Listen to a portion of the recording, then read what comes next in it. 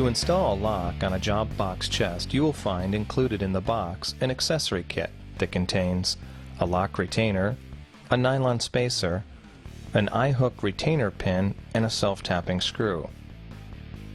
First, place the lock retainer flange side down. Then, place the nylon spacer in the channel and insert the lock through the lock retainer and nylon spacer. Move the locking mechanism bar to the left and insert the retainer and lock into the lock housing with the flange side down.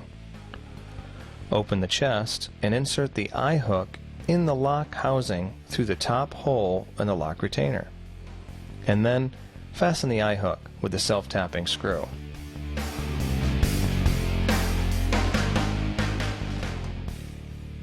Here's a JOBOX lock tip. The most common lock used for a JOBOX chest is a Master Lock number 5. It comes in two types, standard and commercial. If you're using the commercial Master Lock, we recommend removing the rubber bumper from the top of the lock.